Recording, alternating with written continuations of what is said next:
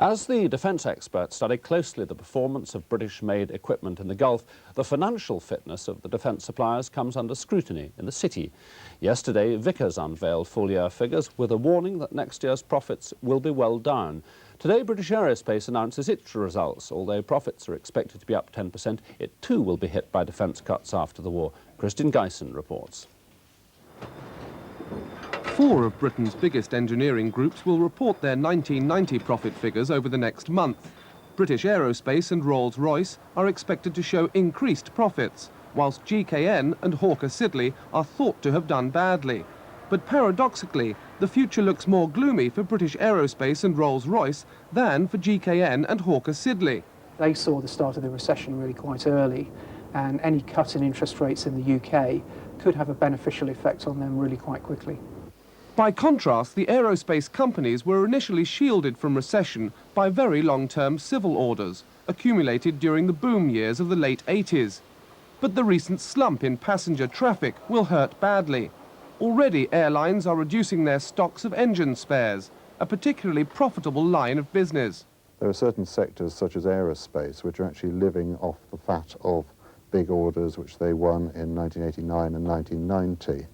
Now, their prospects for the next few years are not good because they're dependent on orders which take a very long time to process through their factories. On the military side, RAF Tornadoes are built by BAE and use Rolls-Royce engines, whilst the Army uses GKN's Warrior armoured personnel carrier. There may be short-term benefits from the Gulf War, but in the longer term, increased defence orders from the Middle East are unlikely to be outweighed by the NATO trend towards defence cuts.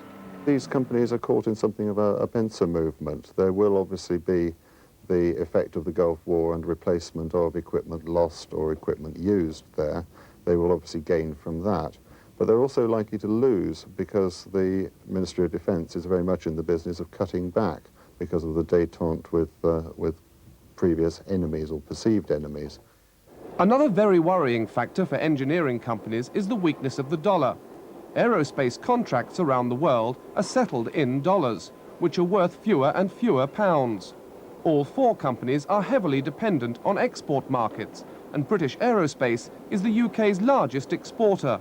There's no doubt that the biggest problem in the current year is the weakness of the dollar and the relative strength of sterling now that we've entered the exchange rate mechanism.